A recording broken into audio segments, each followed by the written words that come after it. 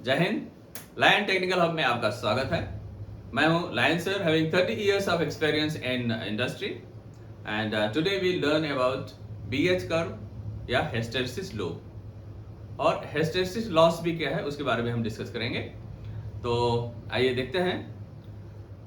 BH curve है basically आपका जो हिस्टेरेसिस लॉस को दिखाता है। तो यहाँ पर हम देख सकते हैं, इसको ग्राफ के थ्रू मैं आपको बताऊंगा कि जिसमें आपका ये है x axis and y axis, right.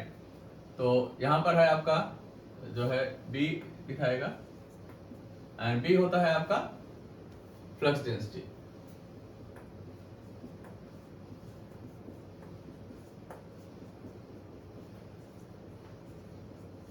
Right. इसको हम आई से भी डिनोट करते हैं, कहीं कहीं बुक में आप देखेंगे तो इसको आई से भी डिनोट करते हैं।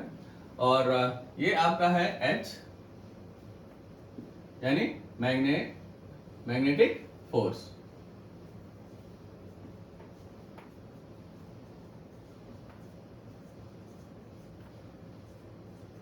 राइट। और जिसको हम जानते हैं मैग्नेटिक इंटेंसिटी आपकी होती है AT/L, या इंटेंसिटी आप लिख सकते हैं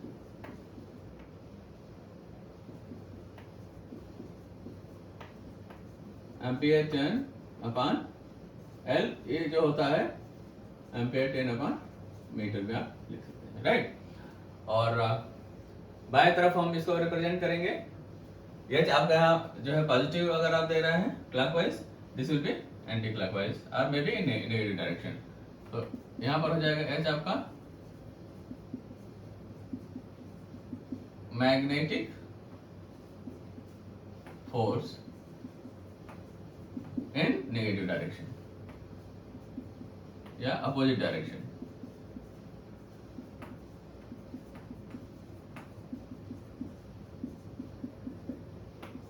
राइट, ठीक है। तो जैसा हम जानते हैं कि कोई भी कॉइल यदि हम उसमें कोई सप्लाई नहीं दे रहे हैं तो ना तो उसमें कोई मैग्नेटिक फोर्स होता है और ना ही कोई उसमें फ्लक्स जनरेट होता है, राइट। तो हम क्या कर सकते हैं, जैसे हमने कोई कॉइल ले लिया, ये हमारा एक कॉइल है, यहाँ पर हमने इसको सप्लाई दिया, सप्लाई हमारा मे बी AC सप्लाई है, ठीक है। तो इसके अंदर पॉजिटिव साइकिल में जो भी फ्लक्स जनरेट होगा, जब एक साइकिल के बाद में, तो ये हमारा एनर्जी जो है उसको टोटल एनर्जी सप्लाई हो जाएगा, क्योंकि यहाँ पर कोई कोर नहीं है, दिस इज एयर कोर, तो यहाँ पर लॉसेस भी नहीं होगा, राइट। बट इसकी जगह पे अगर हम क्या करें कि ये हमारा वायर है, इसके बीच में हमने आयरन का कोर डाल दिया, उस पे क्या होगा कि हमारा जब एक पॉजिटिव साइकिल यहां से जाएगा, पॉजिटिव साइकिल, तो ये जो है मैग्नेटाइज हो जाएगा, राइट। यानी आप इस तरह समझ सकते हैं कि कोई भी आयरन पीस है, जब इस पे हमने कोई सप्लाई नहीं दिया है तो इसके जो डाइपोल्स हैं रैंडम डायरेक्शन में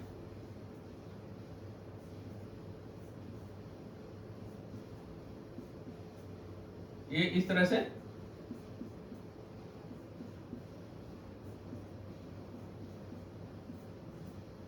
बने होते हैं, right.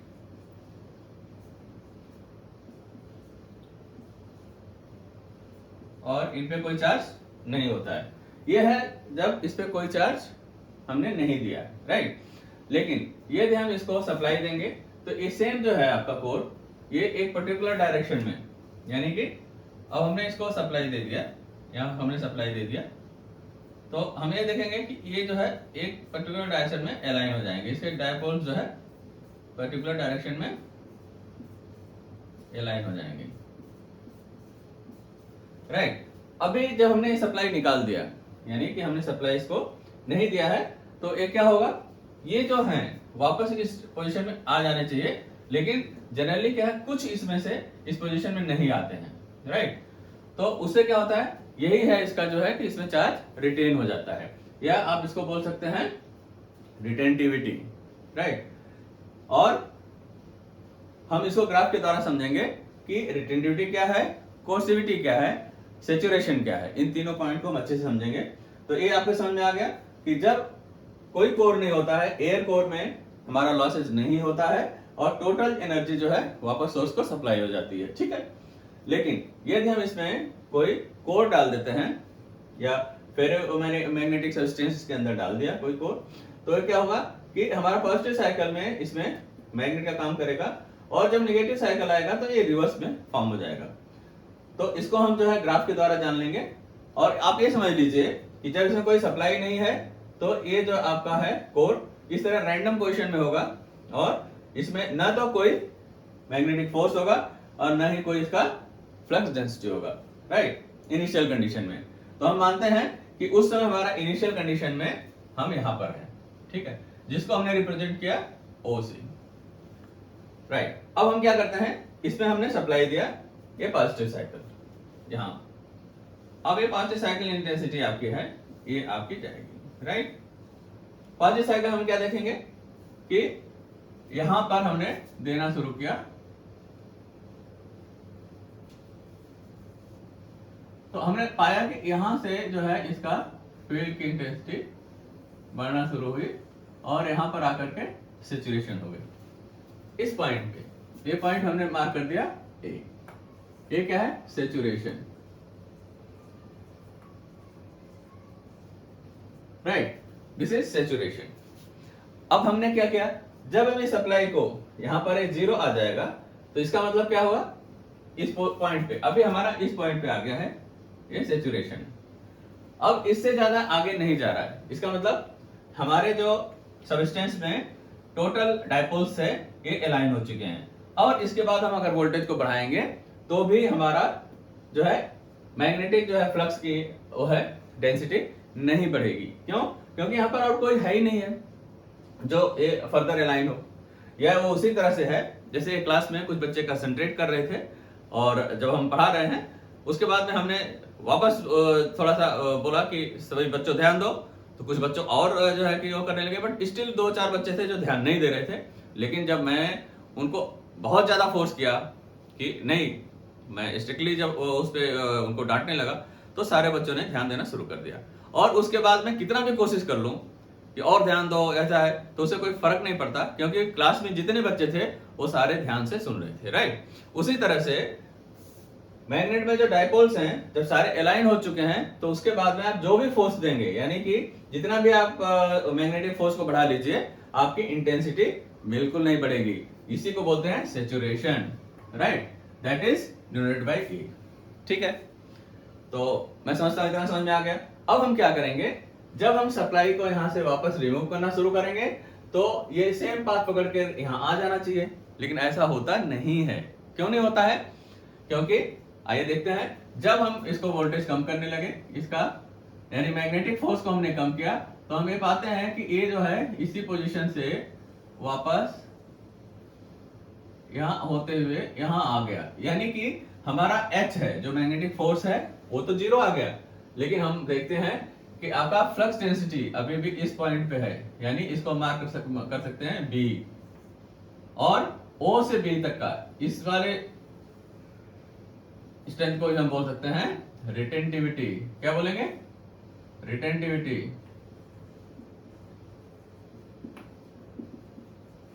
Right, this is known as retentivity. Retentivity क्या है? रिटेंटिविटी है आपका, it is capacity of substance to retain its magnetism when there is no force और no magnetizing force.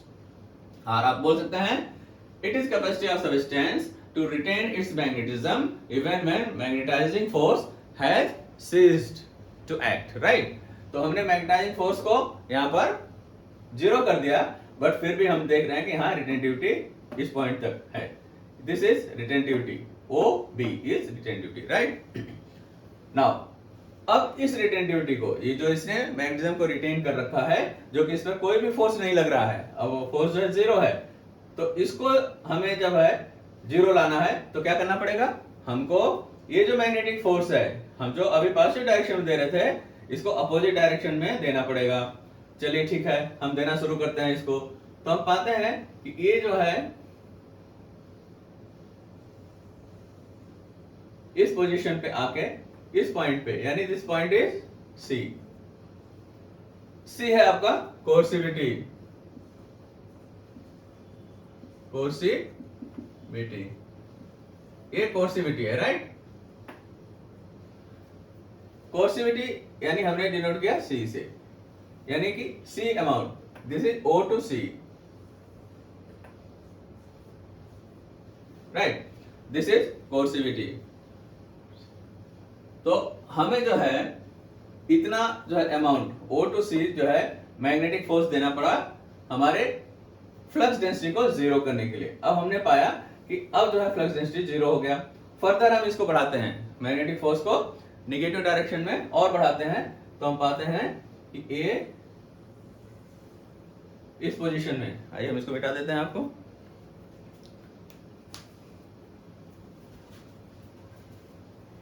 Right.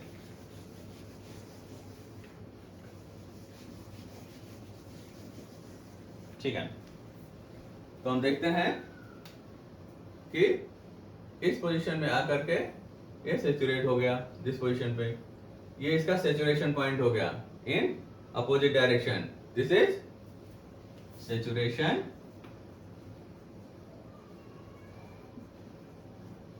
In opposite direction,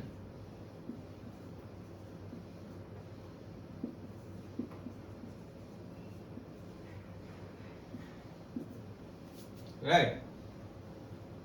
now ऊपर हमने दिया है ये जो है फ्लक्स डेंसिटी पॉजिटिव दिखा रहा है, नीचे हो जाएगा ये आपका जो बी से डिनोट कर रहे हैं, this is flux density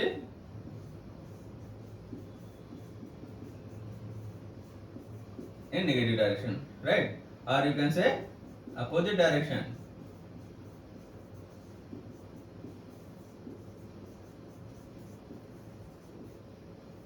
okay.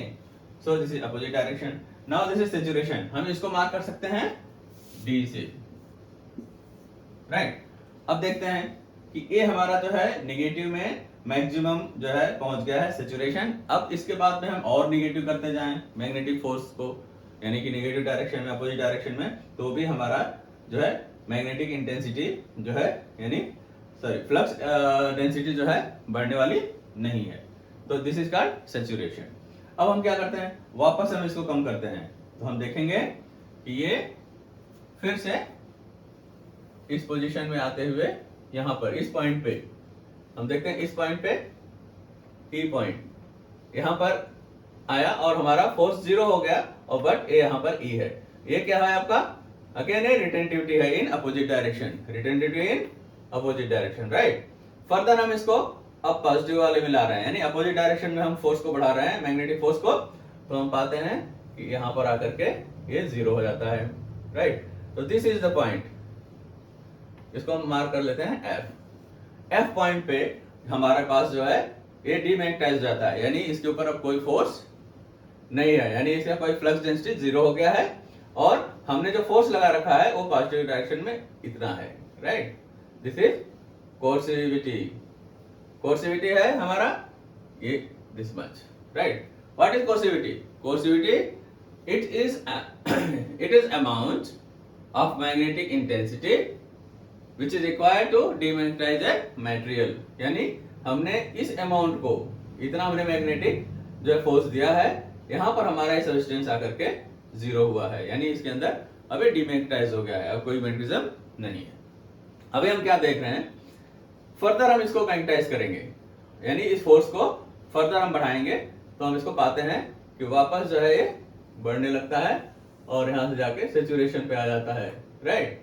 तो ये जो है सैचुरेशन आपका यहाँ, इस फर्दर इसके ऊपर ये बढ़ता नहीं है। तो हमारा जो है इसको जो ये लूप बनता है, यानी कि इनिशियल जो है हमारा यहाँ से ये आपका बढ़ के यहाँ सैचुरेशन में आता है, वापस हम कम करते हैं जब मैग्नेटिक फोर्स को, तो यहाँ पर आपका जो है रिटेंटिविटी मिल जाती है, यानी फोर्स हमारा जीरो हो गया, लेकिन स्टिल ये जो है फ्लक्स डेंसिटी में मौजूद है, यानी अवेलेबल है। और इस लेवल को O to B है आपका रिटेंटिविटी, और O2C है आपका कोर्सिविटी। कोर्सिविटी क्या है basically?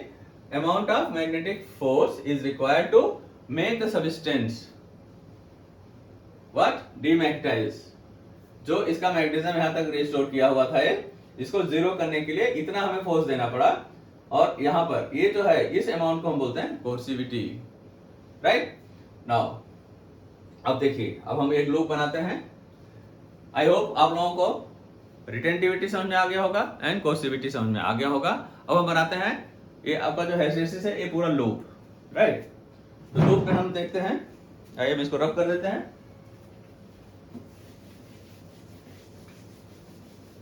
Now hysteresis loop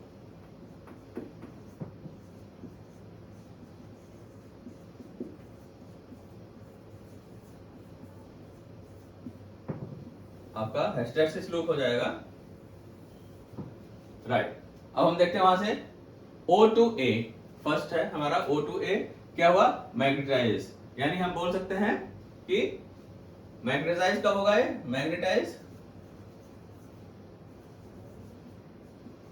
magnetise हुआ हमारा A पॉइंट पे, राइट?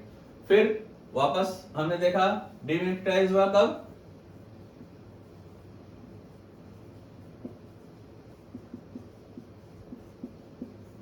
किस पॉइंट पे डीमैग्नेटाइज हुआ? C पॉइंट पे, तो हम यहां मार्क करते हैं C, राइट? फर्दर क्या हुआ हमने देखा? वापस मैग्नेटाइज हुआ इन अपोजिट डायरेक्शन, हम यहां लिख देते हैं इसको magnetise.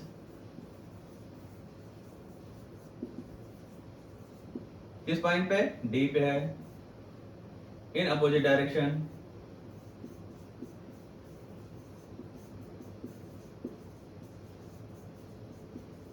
Right?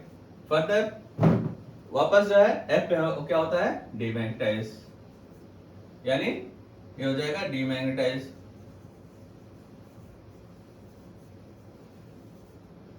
Which point? F point. और वापस हम उससे ऊपर जब बढ़ाते हैं मैग्नेटिज्म को, तो ये मैग्नेटाइज हो जाता है A पॉइंट पे। तो इस तरह से हम ये देखते हैं कि हमारा एक जो है लूप फॉर्म हो गया है। This is a loop, magnetize, then further demagnetize, then again magnetize and demagnetize. तो हमारा एक साइकिल में ये इतने बार, ये जो है 2 बार मैग्नेटाइज हो रहा है और 2 बार डीमैग्नेटाइज हो रहा है। एक बार मैग्नेटाइज पॉजिटिव डायरेक्शन में हो रहा है, फिर डीमैग्नेटाइज हो रहा है, अपोजिट डायरेक्शन में अगेन मैग्नेटाइज हो रहा है, देन वापस डीमैग्नेटाइज हो रहा है, राइट? तो हम इसमें देखते हैं कि जो हमारा रिटेंटिविटी है, इसको खत्म करने के लिए, यानी हमारा जो है मैग्नेटिज्म खत्म करने के लिए कोर्सिविटी, यानी इतना अमाउंट का मैग्नेटिक फोर्स जो एक्स्ट्रा रिक्वायर्ड है इस डायरेक्शन में और इन अपोजिट डायरेक्शन में, तो this much amount of energy is being wasted in every cycle, right? तो यही हमारा जो है लॉस है, हिस्टैरिसीस लॉस है। बच्चों एक बार आप ध्यान रखिए कि जितना ज्यादा हिस्टैरिसीस लूप का ये वॉल्यूम बढ़ेगा, उतना ही ज्यादा हमारा लॉसेस बढ़ेगा, राइट? और आप ऐसा भी बोल सकते हैं, area of hysteresis loop is proportional to energy wasted per unit volume of material, right? In what? In each cycle for magnetizing, demagnetizing, again magnetizing and demagnetizing, right? तो इस तरह से हमारा लूप जितना बड़ा होगा, जितना ब्रॉड होगा, यानी इसका वॉल्यूम जितना बढ़ेगा, उतना ही हमारा लॉस बढ़ेगा, हिस्टैरिसीस लॉस। और जितना नैरो होगा, जितना ये थिन होगा, उतना ही हमारा ये लॉसेस कम होंगे, राइट? तो हमें क्या चाहिए? हमें चाहिए कि ये लॉस जो है मिनिमम होना चाहिए। तो इस तरह से हम ऐसे मटेरियल का जो चुनाव करते हैं जिसका रिटेंटिविटी भी कम हो और कोर्सिविटी भी कम हो। यदि हम